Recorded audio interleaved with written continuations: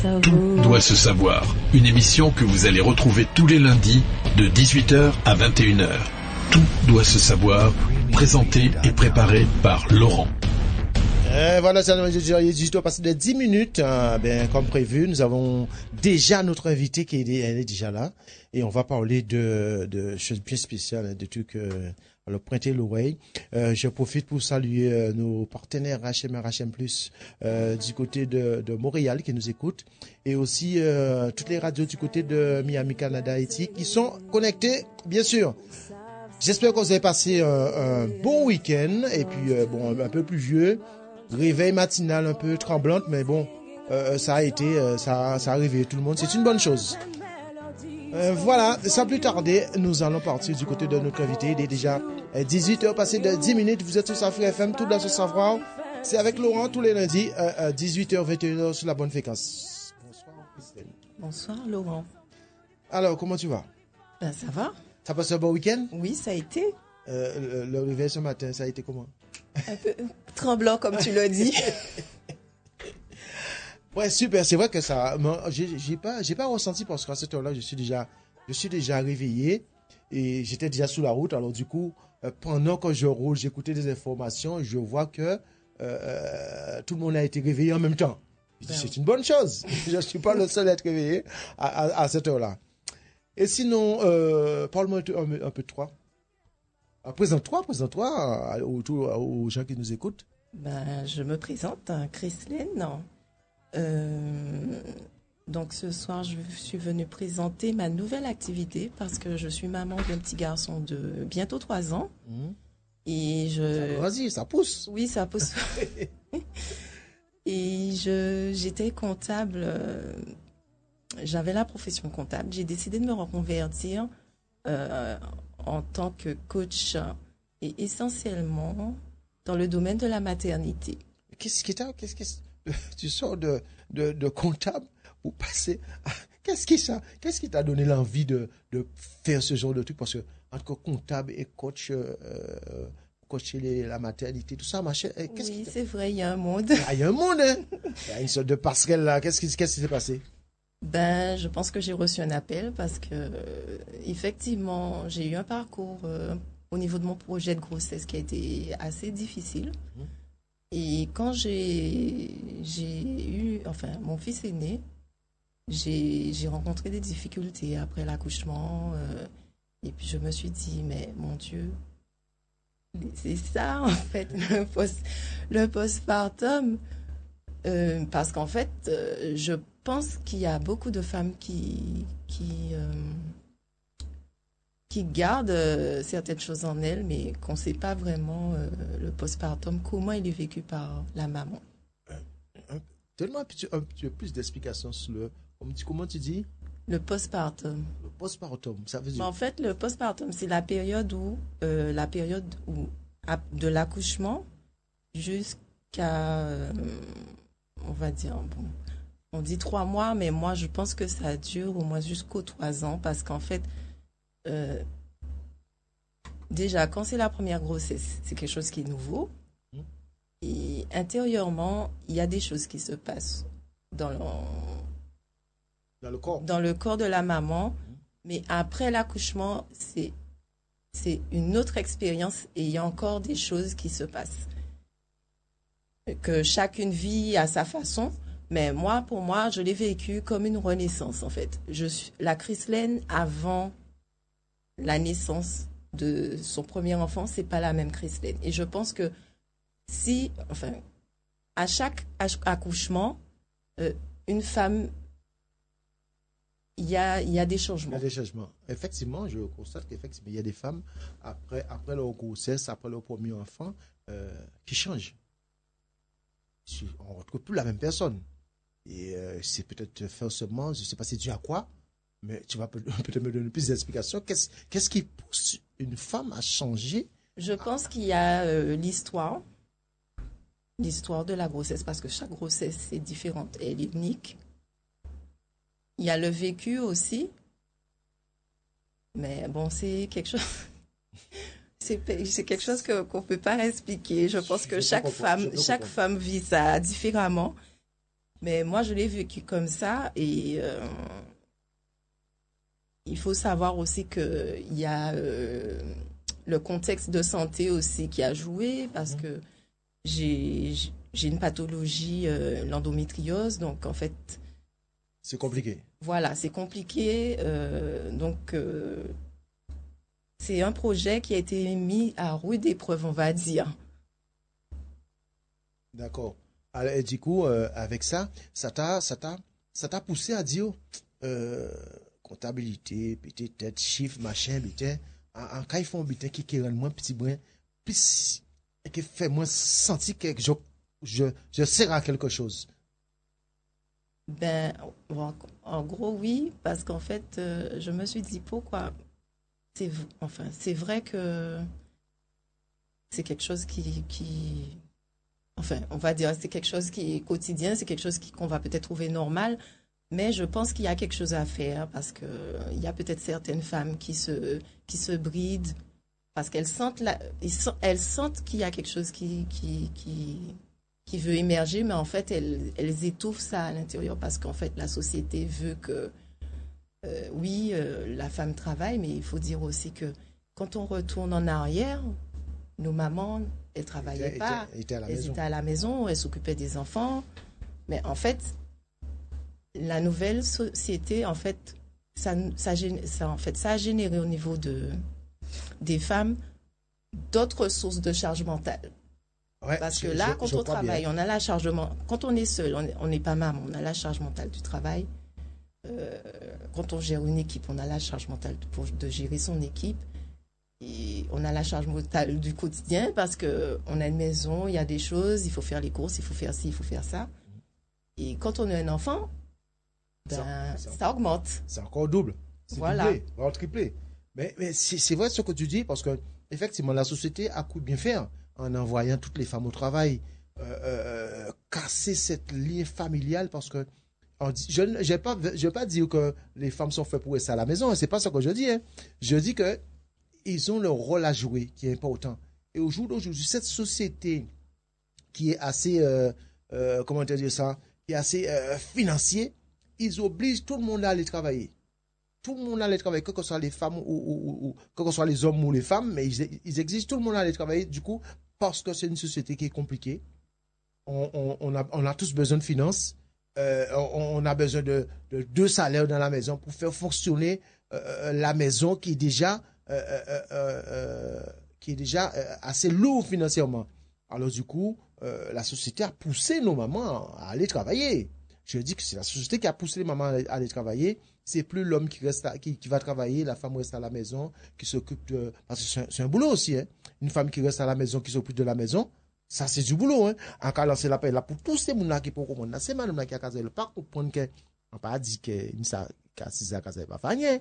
Mais les femmes qui jouent vraiment leur rôle de femme, font leur boulot, c'est un gros job. C'est pas facile d'être à la maison avec un enfant et faire tourner le foyer. Je vais même surenchérir, le foyer, c'est une entreprise. Exactement. C'est comme si la maman gérait une entreprise. Exactement ça. Et c'est vrai que c'est une entreprise parce que quand tu regardes bien, il y a à faire. Il y a à faire. Entre s'occuper des enfants, entre faire le repas, entre faire les courses, si l'enfant va à l'école, l'emmener à l'école. S'il est malade. Alors encore plus mauvais encore. Là, par exemple, il y a une chose. Si l'enfant est malade, il arrête. Et tout ça, c'est un travail à plein temps. Tant que l'enfant ne s'est pas couché, je n'ai pas bovine. Ben, c'est exactement ça. Et quand l'enfant se couche, c'est une autre journée qui commence parce qu'il faut mettre de l'ordre pour profiter du calme pour pouvoir faire certaines choses. Alors, c'est une journée de femme qui se termine très tard. Alors, il ne faut pas qu'on comprenne que être à la maison, être femme, c'est facile. C'est pas facile du tout dans la mesure que chaque personne a son rôle et du coup, au jour d'aujourd'hui, on peut dire que la société a quasiment cassé ce truc-là. On n'a pas vraiment... On regarde bien, hein. Surtout, il y a beaucoup de femmes isolées. C'est compliqué. et c'est pas facile pour eux de pouvoir vraiment mener à bien leurs tâches. Parce que si ils sont seuls, ils sont obligés d'aller travailler, mettre l'enfant à gauche à droite dans les crèches, on va dire, et ça devient compliqué. Alors ton rôle aujourd'hui, c'est d'accompagner ces mamans qui se retrouvent dans ces difficultés, qui ne savent pas comment faire ou qui n'arrivent pas à s'exprimer, leur permettre de s'exprimer pour sortir de cette angoisse, on va dire.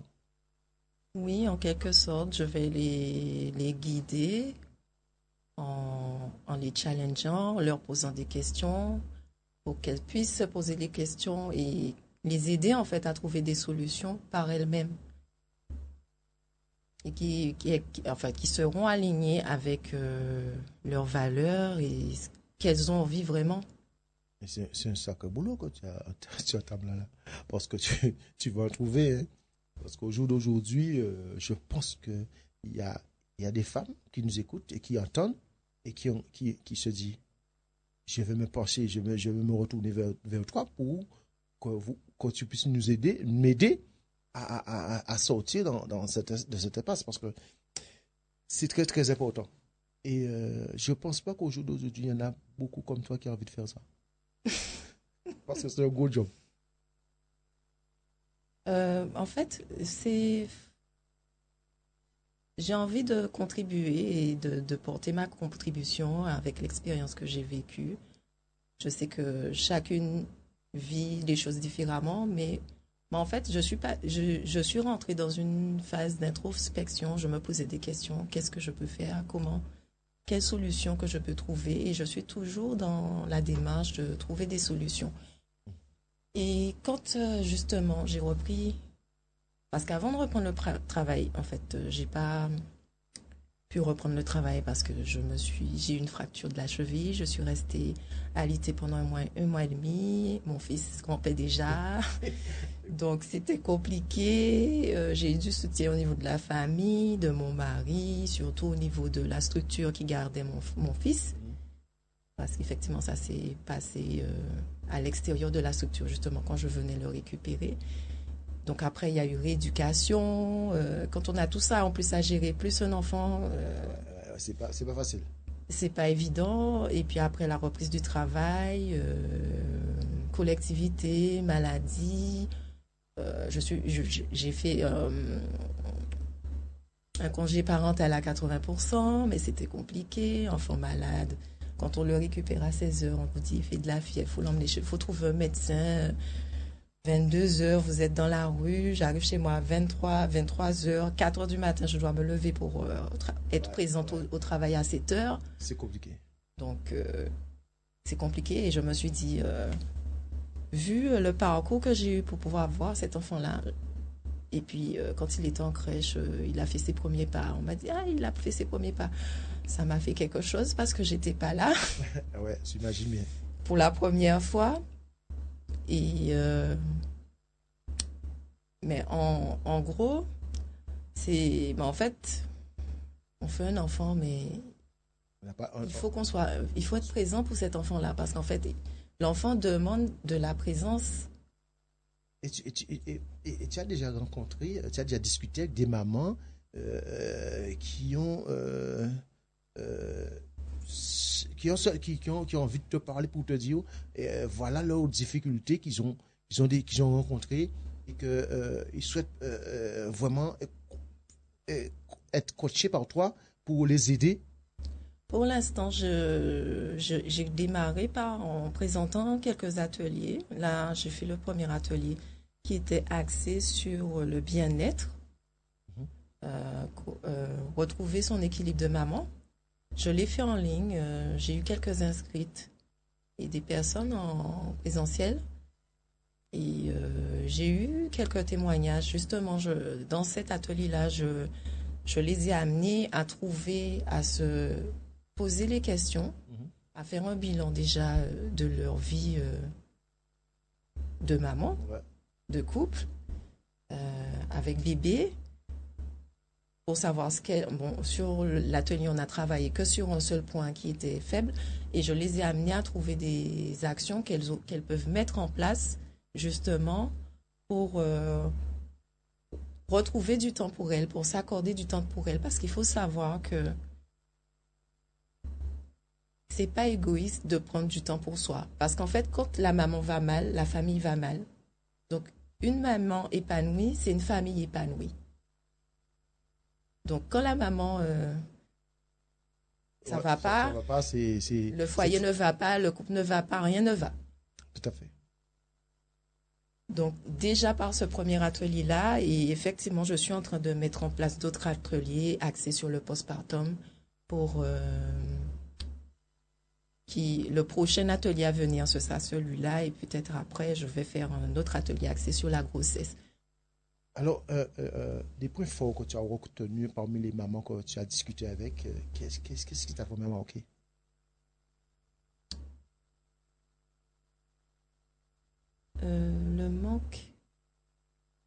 Le manque d'échange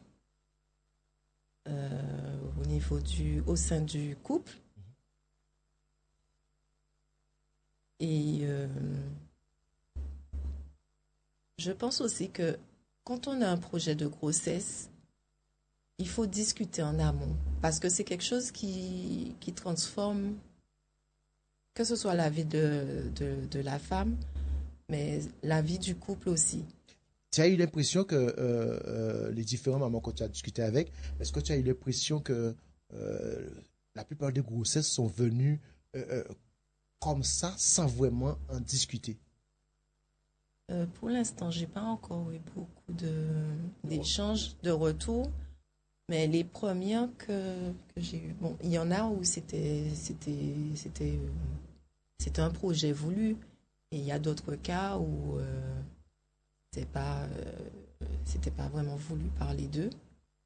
Donc il y a eu des cas où la maman se retrouve seule et elle doit gérer. En off, tu étais en train de me raconter un truc. En off, un témoignage que tu as eu. Peux-tu nous en parler? Oui. Bon, justement, en faisant des ateliers, effectivement, j'ai des témoignages, j'ai des retours d'expérience et ça me permet de voir en fait qu'il y a des choses à faire. C'est un beau travail. Oui, qu'il faut vraiment que les femmes, quand elles peuvent anticiper les choses, qu'elles le fassent parce que ça rendrait les choses beaucoup plus simples. Et surtout, comme je disais tout à l'heure, hein, quand il y a grossesse, commencer à en parler avant parce qu'il y a des choses qui vont changer après. Et quand j'entends qu'un enfant, du moment que ses besoins financiers sont présents, sont remplis, sont assouvis, donc c'est tout. Et puis voilà, mais pour moi, un enfant, il a besoin de la présence de ses parents. Et déjà, il est resté 9 mois dans le ventre de la maman. Donc, il a entendu pendant 9 mois le cœur de sa maman battre à l'intérieur. Et puis, l'accouchement arrive, c'est normal, c'est nouveau pour lui, c'est un nouveau monde. Il était dans son petit cocon. Effectivement, papa, peut-être, a communiqué, a touché le ventre, lui parler à travers le ventre. Mais après, il y a un travail à faire après l'accouchement pour créer un lien. Si je comprends bien, il faut cocher tous les deux personnes, hein. La maman et le papa, parce que l'information doit être portée, si je comprends bien, pour les deux personnes. Ben oui, c'est pour ça que effectivement, officiellement, il y a une préparation à l'accouchement. Mais en fait, c'est officiellement. Mais est-ce que tu penses que ça se fait?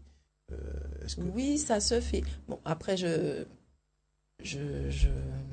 vais pas rentrer dans...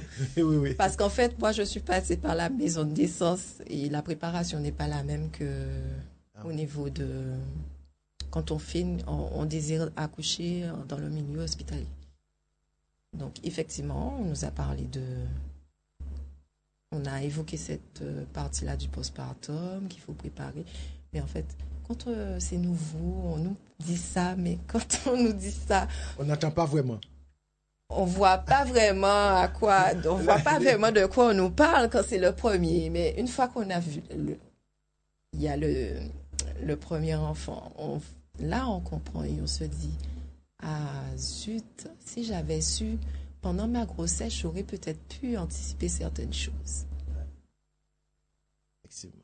Là, on se rend compte vraiment, c'était quoi de quoi qu'on voulait nous parler, parce qu'on était tout excités de dire, bon, je vais avoir... Quand on nous dit, ouais, mais bon, il faut préparer. Pensez à préparer quand même des repas avant. Et quand on m'a dit oui, tu n'auras même pas le temps de prendre une touche. Je dis, mais qu'est-ce qu'on me dit là? Et c'est vrai. Parce qu'en fait, les premiers jours, les premières semaines, bon, ça s'est quand même bien passé parce que comme j'étais à la maison de naissance et que j'étais vraiment éloignée, j'étais en Bertrand, donc il a fallu que je me rapproche. Donc ma tante s'est proposée de nous accueillir pendant le temps que la sage-femme vienne, fasse la surveillance pendant au moins 12 jours. Donc, en fait, j'ai accouché à la maison de naissance. En fait, c'est un petit cocon, comme si on était à la maison. Du moment qu'il n'y a pas de risque au niveau de la grossesse. Ça peut se faire. Ça peut se faire en maison de naissance. Et après, il y a l'accouchement, il y a quelques heures de surveillance. Je ne me rappelle plus combien d'heures après. Une fois que tout est OK, on rentre chez soi. Et après, la sage-femme vient le lendemain. Pendant un certain temps, elle surveille les constantes du nourrisson. Donc, j'ai beaucoup apprécié ça parce que... C'est la question que j'allais te poser. C'est vrai que j'ai pas eu de belles expériences dans les milieux hospitaliers. C'est pour cette raison-là que je me suis rabattue sur ça. Et comme j'étais éligible, donc j'ai profité. Bon, après, c'est pas tout le monde qui... Et puis, je me dis, en discutant avec des anciens, j'ai su qu'avant, les gens, ils accouchaient à la maison, en fait. Ouais, parce que quand on me dit que oui, je suis née à Anse-Bertrand, par exemple, bon, j'ai dit, comment ça? Il me dit, mais oui, avant, on accouchait à la maison. À l'hôpital. Non, mais c'est vrai. Avant, c'était comme ça. Hein. Il y a beaucoup de gens qui sont nés. Je crois que c'est les sages-femmes venaient sur place. Ouais. Ils venaient sur place. Et il y a celui-là qui est à Petit-Bourg, celui-là qui est à Guayave, Capes, mais ils sont nés chez eux. Parce que il n'y avait pas d'hôpital. L'hôpital qu'il y avait, c'était sur les abîmes. Alors, je suis accouché, on t'a accouché toi, et puis j'étais. Ces gens-là, ils ont grandi, ils se portent bien. Ben oui, justement. Et en plus, bon, après, il y a certaines personnes qui ont une crainte, ils se sentent plus sécurisés quand c'est en milieu hospitalier. Mais après, en réfléchissant pendant ma grossesse, je me suis dit, mais avant d'accoucher, enfin, à la maison, mais ça peut arriver que tu accouches chez toi et que tu n'as pas le temps d'arriver à l'hôpital. Et pourtant, il y a des femmes que ça arrive. Ah oui, l'enfant est bien. Les pompiers arrivent, font les trucs et puis on va à l'hôpital. Mais tu penses que c'est mieux? Je dirais pas que c'est mieux, mais oui, il faut une préparation et puis il faut vouloir aussi accoucher comme ça. Hein. Parce que bon, on est dans une société qui a évolué. Il y a des gens qui se sentent pas bien quand ils sont pas dans un milieu hospitalier, pardon. Et il y en a d'autres qui se sentent vraiment pas bien dans les milieux hospitaliers, comme moi. Mais ça, je pense, c'est plus. Bon, je pense que ça vient depuis petite parce que je suis restée hospitalisée quand même un mois et demi. Ah ouais. Et je pense que ça m'a marqué. Mais après, j'ai eu avec l'endo, avec les fausses couches. Ouais, les expériences n'étaient pas belles. Alors, tu t'es dit, bon, le milieu hospitalier, il y a beaucoup de gens qui ont peur du milieu hospitalier. Et qui ont peur du milieu hospitalier. Il y a ceux qui se sentent en sécurité, le fait que d'accoucher dans un milieu hospitalier. Parce qu'ils se disent, bon, si quelque chose m'arrive, bon, tout est là, machin. Oui, mais la maison de naissance, il y a il y a l'équipe hospitalière juste à côté, si besoin, s'il faut le transfert. Mmh. Mais, enfin, au fond de moi, je ressentais le besoin d'accoucher le plus naturellement possible. Alors, dans ce que tu veux faire, dans ton coaching, quel va être ton niveau d'âge? Est-ce que ça va être non, on va pas exagérer. Akati, on va rester honnête, de 18 ans jusqu'à 75 ans, on va dire. Est-ce que tu as un niveau d'âge où tu vas dire que je vais coacher ces gens-là de tel âge à tel âge? Je vais coacher les gens. Bon, des futures mamans et mamans qui souhaitent être coachés, Tu m'as pas répondu à ma question. qui souhaitent être coachés, Tu te dis peu importe, peu importe. ben, je sais pas, entre peut-être après, ça dépend de la personne. Hein. Un enfant de 15 ans, il t'arrive, il vient te voir. Déjà, un enfant de 15 ans. Oui, ben. Un enfant de 15 ans,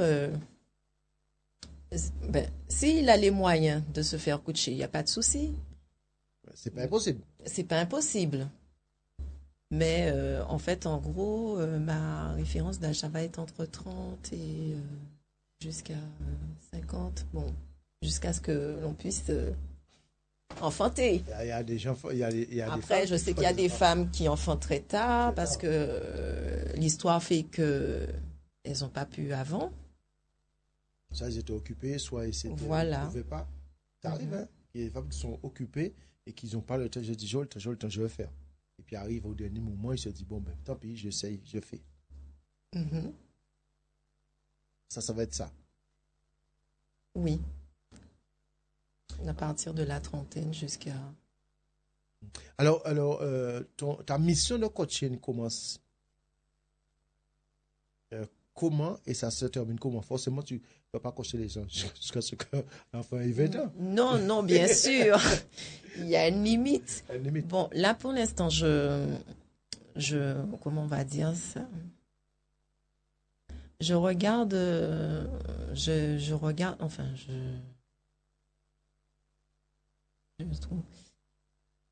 je débute par, comme je t'ai dit tout à l'heure, avec les ateliers pour un peu faire voir comment ça se passe. Ouais. C'est important. Qu'est-ce que je fais? Parce qu'effectivement, après, j'ai 2 ateliers. Un atelier que j'ai déjà lancé, un que je suis en train de travailler, que je vais bientôt lancer. Et je pense aussi également lancer un membership d'ici le mois d'octobre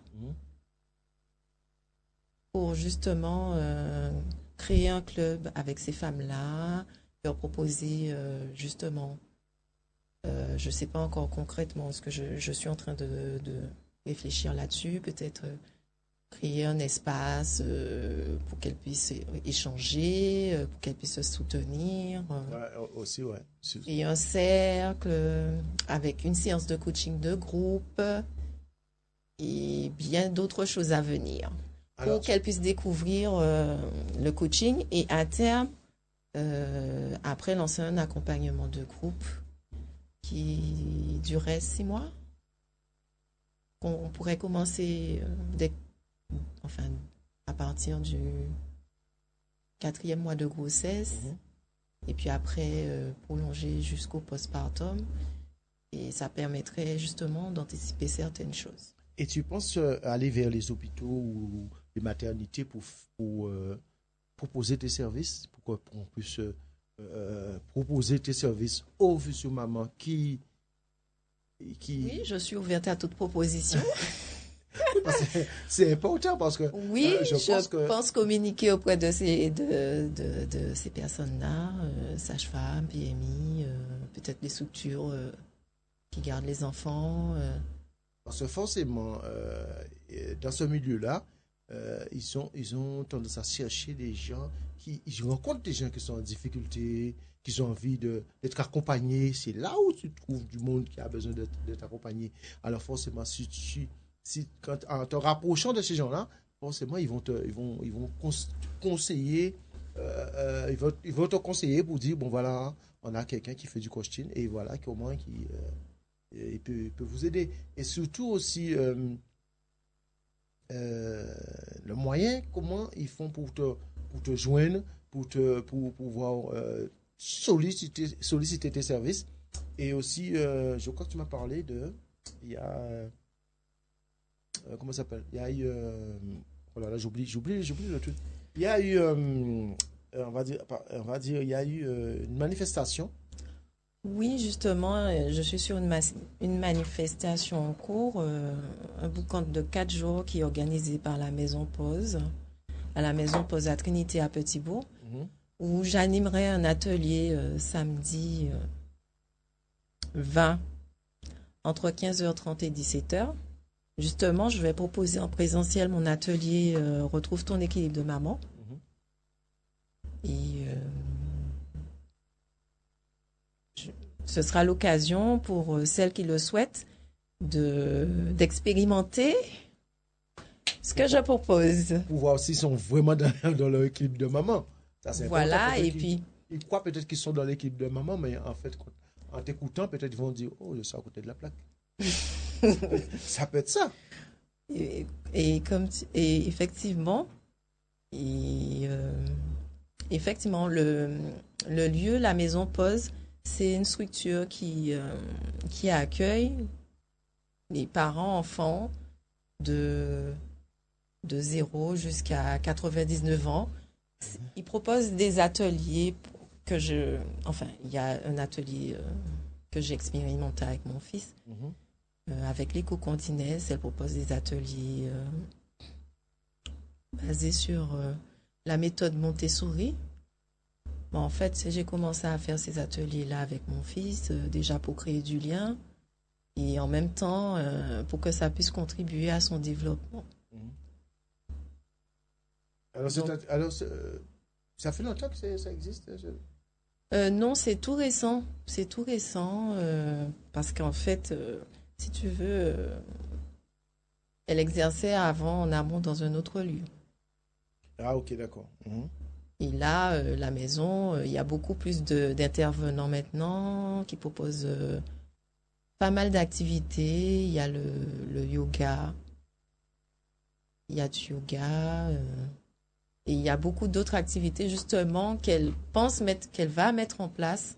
Et c'est pour ça qu'elle a organisé ce baby bootcamp pour que les gens puissent découvrir les activités.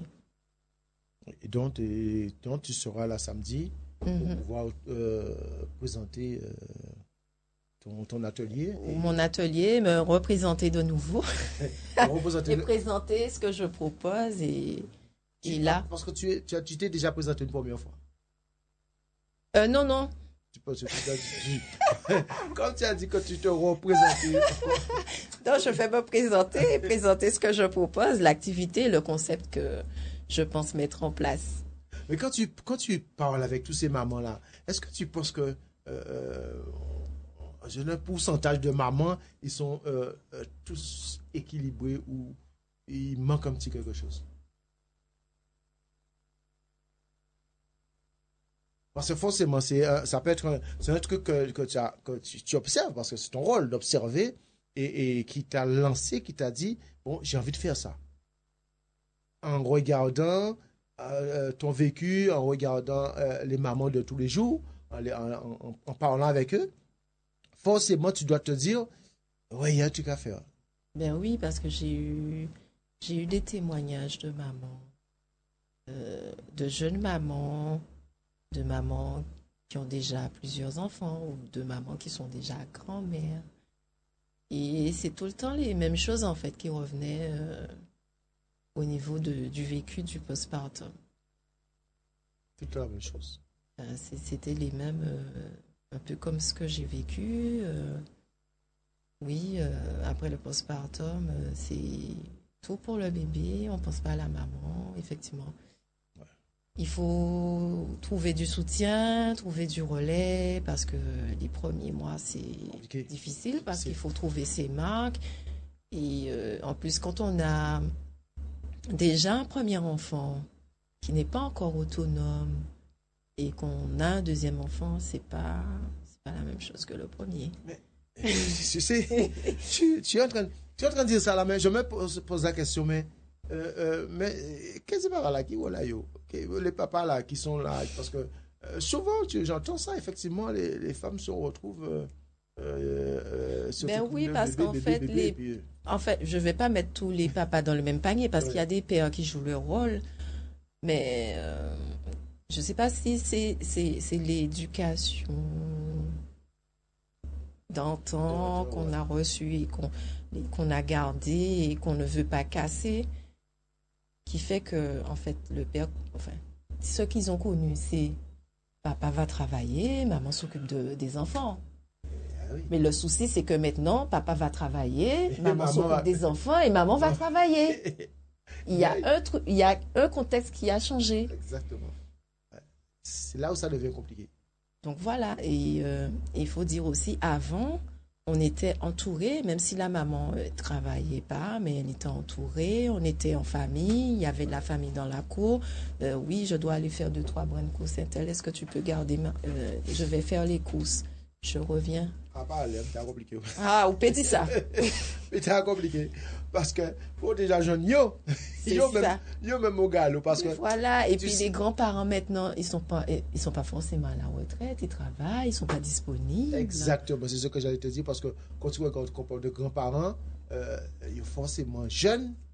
Il n'y a pas si grands-parents qui nous. Là, quand nous, on parlait de grands-parents, on voyait une vraie mamie. Moi, quand je dis une vraie mamie, une mamie d'âge. Mais au jour d'aujourd'hui, des fois, tu t'entends mamie, quoi dire, mon mamie là. Oh, mamie là. Quoi, tu cherches? Quoi dire, quand une mamie, mon mamie là. Quoi dire, papa, mamie, c'est ou tu grand c'est. Et c'est ça qui se passe. Il n'y a pas les mamies dans le temps. Et c'est tout ce qui change. Hein. Voilà. C'est pas la même chose. Hein. Ou tu dis, bon, je surveille, moi je reviens. Allez là, mais pour vous voir, il me montre, il travaille.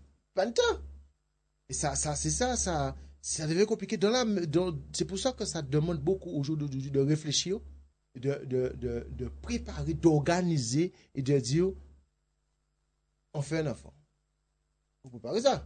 Ben On ne oui. peut pas décider au matin, au quartier, mais non, ça. Là, vu le contexte actuel, oui. Mais est-ce Parce que ça demande une organisation. Et est-ce que tu penses que le fait que les mamans ne sont pas assez, comment te dire ça, ne sont pas assez,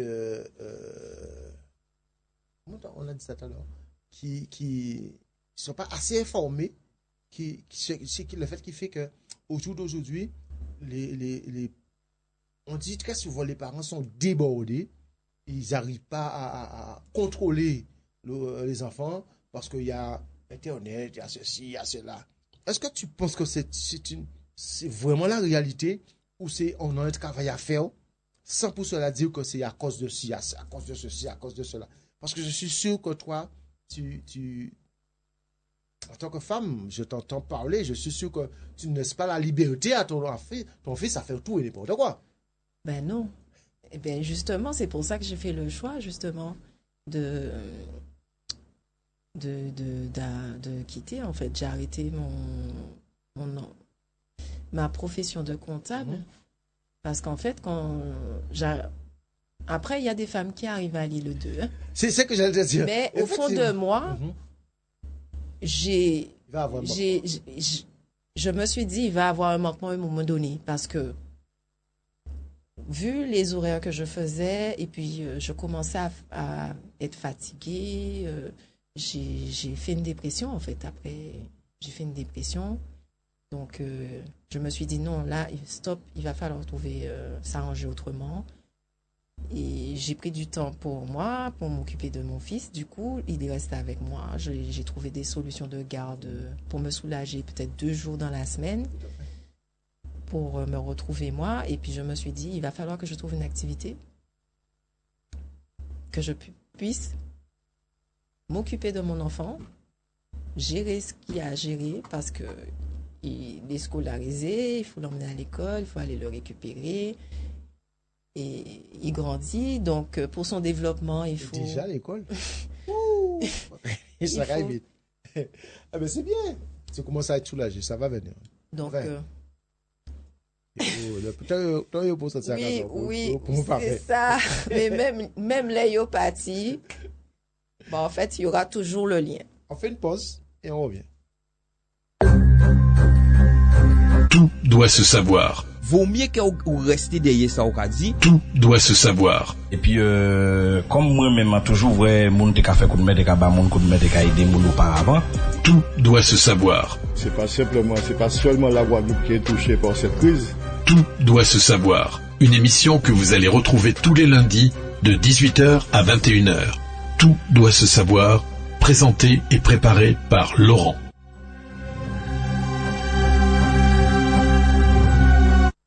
Les 18h passées de 56 minutes. Nous allons, avec Christine, le mot de la fin, pour qu'il puisse vous donner ces différentes coordonnées où vous pouvez joindre Christine. Concernant son coach, elle va encore nous donner, vous donner ses adresses et ses numéros de téléphone pour que vous puissiez la joindre assez rapidement si vous vous sentez concerné et surtout aller voir l'atelier samedi 20 à 15h30 à la maison Pause. Pour pouvoir réserver sa place, vous pourrez trouver le lien sur mon profil Instagram, donc bien.naître et organisation. Naître, N-A-I-T-R-E. Et vous pouvez me contacter en message, en DM sur Instagram. Et si vous voulez faire une expérience de coaching avec moi, vous pouvez réserver votre expérience de coaching via mon lien sur mon profil Instagram. Et samedi, j'ai vu que tu as la possibilité d'être en ligne, c'est ça? Non, je dis n'importe quoi. Non, réserver en ligne via le lien. Il est disponible sur mon profil Instagram. Tu n'as pas de numéro de téléphone? Pour l'événement, pour plus d'infos justement pour le bootcamp, vous pouvez joindre le 06 90 76 28 47. Voilà, je pense que tu as tout dit. Le monde a fait, si tu voulais donner un conseil ou... Le message que j'aurais pour les mamans, en fait, c'est que on ne prépare pas seulement la naissance d'un bébé, mais on prépare aussi la naissance d'une maman. Très bien, c'est bien dit. En tout cas, merci Christine. Et on a l'occasion de se retrouver lors d'un débat avec des... Pour suivre mes actualités, notamment sur la sortie des ateliers, le membership. Et l'année prochaine, je vais sortir mon livre. Oh! En 2026, en mai 2026, je vais sortir mon livre. Je pense que c'est une bonne nouvelle, ça. Une prochaine interview de prévu, n'est-ce pas? Oui. Il faut qu'on en parle. Ça, c'est intéressant. Et puis, les gens ont vraiment quelque chose de... Ça, c'est important, hein, parce qu'il y a des mamans qui, pendant leur grossesse, qui ne peuvent pas se déplacer, qui vont lire. Et effectivement, ils vont pouvoir encore... Oui, et mieux. Et je pense qu'elles vont peut-être se reconnaître dans ce qu'elles vont trouver dans le livre. Je ne sais pas encore le contenu.